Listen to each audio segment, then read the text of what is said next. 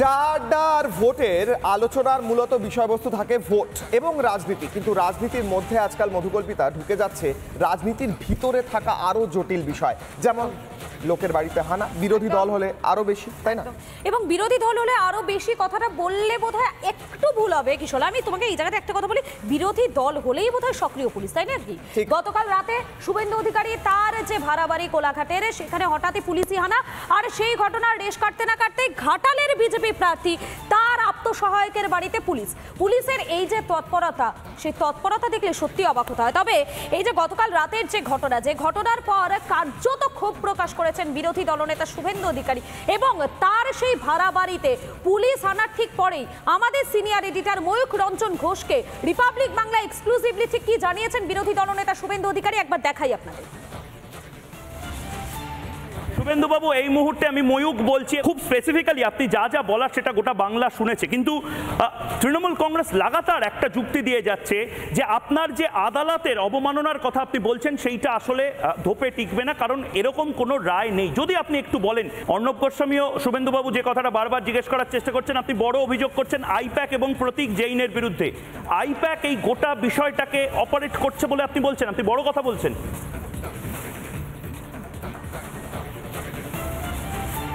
আমি তো একটু আগেই অর্ণব গোস্বামীজিকে বললাম, উনি লিঙ্কটা খুঁজতে চাইলেন। আপনারা জানেন যে 21 সালের আগে দিদিকে বলো যে প্রোগ্রাম চলতো, সেই সেম নাম্বারটাকে মুখ্যমন্ত্রীতে বলো কনভার্ট করেছে।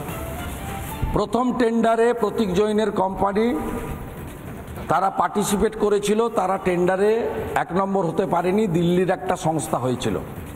সেই জন্য টেন্ডার ক্যান্সেল করে গোপালিকাজি হোম সেক্রেটারি ছিল, তার আন্ডারে যে ওয়েবেল আছে, যার এমডি হচ্ছেন বিভু গোয়েল, তাকে দিয়ে প্রতীক জৈনকে দিয়ে আরএফপি বানিয়ে টেন্ডার বানিয়ে 160 কোটি টাকা পশ্চিমবঙ্গ সরকার প্রতীক জৈনের কোম্পানিকে বিনা তাদেরকে পাইয়ে দিয়েছে মুখ্যমন্ত্রীকে বলো এই কর্মসূচি পরিচালনা করার জন্য। পশ্চিমবঙ্গের জনগণের ট্যাক্সের টাকা প্রত্যেক বছর 80 কোটি টাকা করে 160 কোটি টাকা দেওয়া হয়েছে আইপ্যাককে।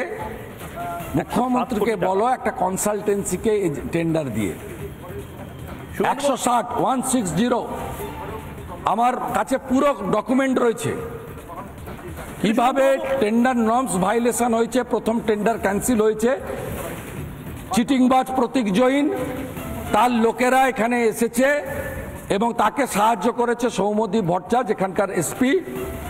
আর এই রেডে নেতৃত্ব দিয়েছেন সার্কেল ইন্সপেক্টর চম্পক চৌধুরী, যিনি একজন নটোরিয়াস ইন্সপেক্টর, নন্দীগ্রামে গণহত্যার সময় নন্দীগ্রাম থানার ওসি ছিলেন। আর একজন সৌরভ চীনা। এবং আমি যে ভিডিও এতজনকে নিয়ন্ত্রণ করে একটা বেসরকারি সংস্থা, কি করে এতজনকে নিয়ন্ত্রণ করে? অভিষেক বন্দ্যোপাধ্যায়ের নামও আপনি বারবার বলছেন। আইপ্যাক তৃণমূল বলে কিচ্ছু নেই, তৃণমূল বলে কিছু নেই। ভাইপো আইপ্যাককে দিয়ে চালায়, আর চোর মমতার পুলিশ আইপ্যাককে সাহায্য করে। শুভেন্দু অধিকারী, আপনার জেলাতে জানেন, আমি আমার এখানে রেড করার আগে ইসকন মন্দির রেড করেছে। ইসকন মন্দিরে রেড করেছে, ইসকন মন্দিরে গেছে, সেখানে নাকি আমি টাকা লুকিয়ে রেখেছি। হ্যাঁ, কোথাকার ইসকন মন্দিরে? জগন্নাথ দেবের মন্দিরে গেছে, সেখানে নাকি বিজেপি মেছেদা। বড় অভিযোগ আপনি দেখুন, no search warrant, no ECI person, no videography. কিন্তু এটা করাতে কি আপনারা একটু ব্যাকফুটে চলে গেলেন না? ব্যানার্জি সন্দেশখালীর রেড বলতে পারেন। হ্যাঁ, আপনাদের এভাবে শুভেন্দু অধিকারীর বাড়িতে রেড করলো, এটা তো তৃণমূল কংগ্রেস বলছে এটা হওয়ারই ছিল। সামনে নির্বাচন, তার আগে এভাবে রেড করা এটা হওয়ার ছিল, খালি হাতে ফিরল কেন? এই বাঁদরগুলো, এই যে মমতার এই বাঁদরগুলো খালি হাতে ফিরল কেন?